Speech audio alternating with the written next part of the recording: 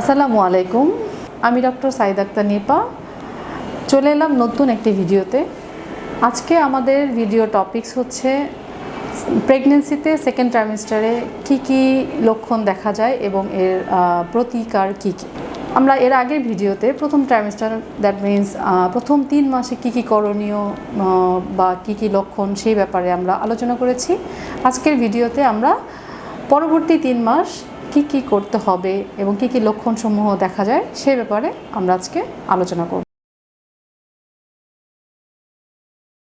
দ্বিতীয় ট্রাইমেস্টারের সময়কাল হচ্ছে 13 সপ্তাহ থেকে 28 সপ্তাহ পর্যন্ত এবং এই সময়টাকে গোল্ডেন পিরিয়ড বলা হয়, কারণ এই সময় মায়ের এবং বাচ্চার উভয়েরই কিছু পরিবর্তন লক্ষ্য করা যায়। তার মধ্যে মায়ের পরিবর্তনের মধ্যে রয়েছে যেমন মায়ের আগে যে প্রথম 3 মাসে যে বমি বমি ভাবটা সেটা কমে যায়, তার ক্লান্তিবোধ কমে যায়, শারীরিকভাবে সে বেটার ফিল করে এবং তার যে লক্ষণগুলো আগে ছিল সেগুলো কিছুটা অংশে কমে। তাছাড়া কিছু কিছু পরিবর্তন দেখা যায়, যেমন তলপেটটা বৃদ্ধি পাওয়া, স্তনের আকার বড় হয়ে যাওয়া এবং নিপলের কালারটা চেঞ্জ হয়ে একটু ডার্ক হয়ে যাওয়া, মুখে কালো কালো ছোপ পড়া। তাছাড়া দেখা যাচ্ছে যে তলপেটে দাগ, দ্যাট মিনস কিছু সরু লম্বা দাগ দেখা যায়, যেটাকে আমরা ফাটা বলি। দ্বিতীয় 3 মাসে বাচ্চার অভ্যন্তরীণ এবং শারীরিক কিছু পরিবর্তন হয়। তার মধ্যে বাচ্চার মস্তিষ্ক গঠন হওয়া শুরু হয়, বাচ্চার স্নায়ুতন্ত্রের বিকশিত হতে শুরু করে, বাচ্চার হাড় শক্ত হওয়া শুরু করে, বাচ্চার শ্রবণ শক্তি বাড়তে থাকে, বাচ্চার চোখ বন্ধ এবং খুলতে পারে, বাচ্চার পরিপাকতন্ত্র, বাচ্চার হজম প্রক্রিয়া শুরু হয়ে যায় এই সময়টাতে। তাছাড়া বাচ্চা মুভমেন্টটা বোঝা যায়, কারণ বাচ্চা পেটের মধ্যে লাথিও মারে। প্রেগনেন্সির এই সময়টায় যেহেতু মায়ের আমূল পরিবর্তন ঘটে এবং বাচ্চার বৃদ্ধি ঘটে, সুতরাং এই সময়টায় পুষ্টির ব্যাপারে আমাদের খুব বেশি সচেতন হতে হবে। মাকে পর্যাপ্ত পরিমাণ পুষ্টিকর খাবার খেতে হবে, আগের তুলনায় অতিরিক্ত বেশি খেতে হবে। আর খাবার তালিকায় অবশ্যই পুষ্টিকর খাবার থাকতে হবে, যেমন প্রোটিন সমৃদ্ধ খাবার, আয়রন, ক্যালসিয়াম সমৃদ্ধ খাবার, তাছাড়া ফাইবার জাতীয় খাবারও আমাদের খাদ্য তালিকায় থাকতে হবে। প্রেগনেন্সির এই সময়টায় বেশিরভাগ মায়েরাই রক্ত স্বল্পতায় ভুগে থাকেন, আর এর মেইন কারণ হচ্ছে আয়রনের স্বল্পতা। যেহেতু এই সময়টায় বাচ্চার আয়রনের দরকার হয়, সেহেতু মা যতটুকু আয়রন খেয়ে থাকেন সেটা সাফিসিয়েন্ট না, সেজন্য বেশি বেশি করে আয়রন সমৃদ্ধ খাবার খেতে হয়। আয়রন সমৃদ্ধ খাবারের মধ্যে আছে কলিজা, মাছ, মাংস। তাছাড়া সবজির মধ্যে রয়েছে লাল শাক, সবুজ সবজি। ফলমূলের মধ্যে রয়েছে আপেল, কাঁচা কলা, পাকা কলা, যেই সব ফল কাটলে কালো হয়ে যায় সেই সব ফল খাওয়া উচিত। তাছাড়া প্রোটিন, ভিটামিন ডি সমৃদ্ধ খাবার তো অবশ্যই খেতে হবে। প্রতিদিন খাদ্য তালিকায় দুধ, ডিম, এসব আমাদের, ছোট মাছ এসব রাখতে হবে। প্রেগনেন্সির এই সময়টা ব্যায়াম এবং বিশ্রামের ক্ষেত্রে আমাদের সচেতন হতে হবে। প্রতিদিন 10 থেকে 20 মিনিট আমাদের হাঁটা চলা করা উচিত। তাছাড়া যোগ ব্যায়ামও করা যেতে পারে, এতে করে বাচ্চা প্রসবের ক্ষেত্রে অনেকটাই হেল্পফুল হয়ে থাকে। তাছাড়া বিশ্রাম নিতে হবে, পরিমিত বিশ্রাম নিতে হবে, তবে বেশিক্ষণ বসে থাকা বা শুয়ে থাকাটা অ্যাভয়েড করতে হবে। চলুন এবার জেনে নেওয়া যাক অ্যান্টিনেটাল ভিজিট সম্পর্কে। কখন কখন আপনি স্বাস্থ্যকর্মী অথবা আপনার গাইনোকোলজিস্টের কাছে শরণাপন্ন হবেন। আইডিয়ালি একটা প্রেগনেন্ট মহিলাকে 13 বার অ্যান্টিনেটাল ভিজিটে যেতে হয়।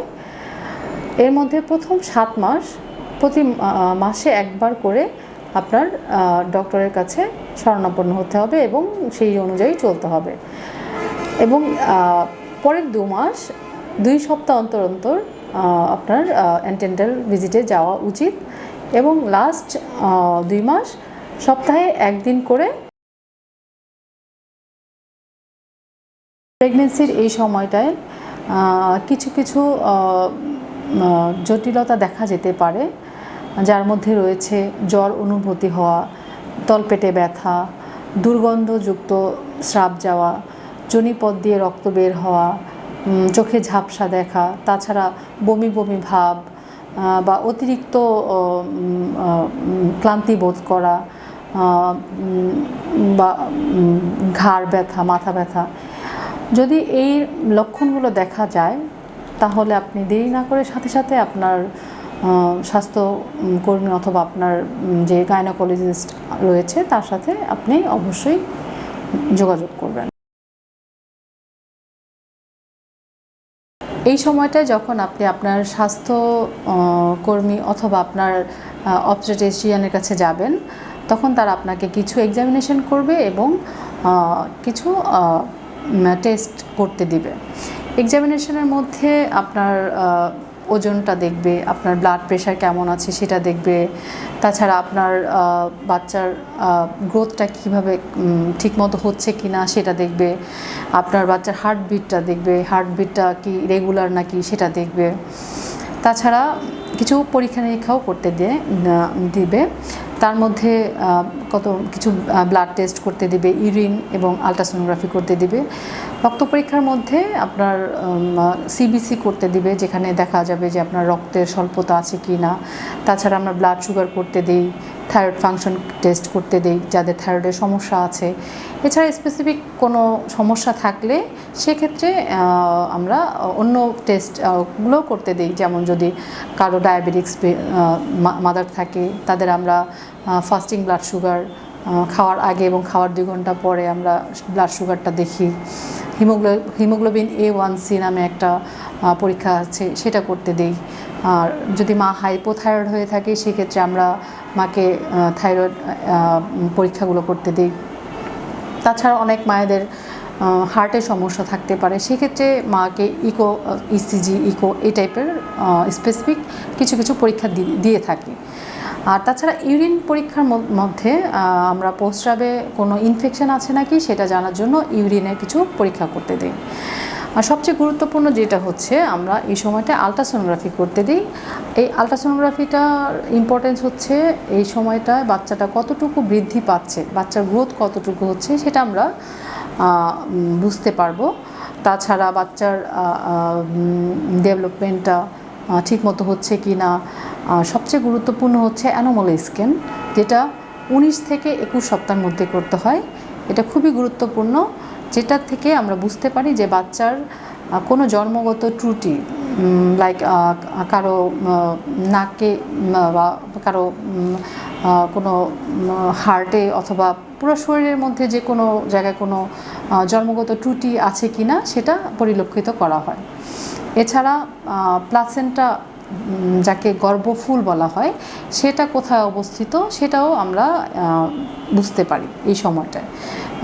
আর এটা খুবই গুরুত্বপূর্ণ, কারণ এটা আপনার ডেলিভারির জন্য যাতে কোনো ঝুঁকিপূর্ণ না হয় বা সেটা বোঝার জন্য এটা আমাদের করতে দেওয়া উচিত। আমাদের কাছে অনেক রোগীরাই আসেন এবং জানতে চায় যে এই প্রেগনেন্সির কোন সময়টায় ট্রাভেল করাটা নিরাপদ। যেহেতু প্রেগনেন্সির দ্বিতীয় 3 মাস কম ঝুঁকিপূর্ণ, সেহেতু এই সময়টা আপনারা ট্রাভেল করতে পারেন। তবে অতিরিক্ত ঝুঁকিপূর্ণ ট্রাভেল করতে আমরা নিষেধ করি। তাছাড়া আপনারা দৈনন্দিন সব কাজকর্মই আপনারা করতে পারবেন। আমরা ভিডিওর একদম শেষ প্রান্তে চলে এসেছি। আপনাদের কিছু জানার থাকলে আপনারা অবশ্যই কমেন্ট সেকশানে জানাবেন। আমি চেষ্টা করব আপনাদের প্রশ্নের উত্তর দেওয়ার জন্য। আর ভিডিওটি ভালো লেগে থাকলে অবশ্যই লাইক, কমেন্ট এবং শেয়ার করতে ভুলবেন না। আর অবশ্যই চ্যানেলটিকে সাবস্ক্রাইব করবেন আশা করি। এবং দেখা হবে নেক্সট ভিডিওতে। সে পর্যন্ত সবাই ভালো থাকবেন, সুস্থ থাকবেন।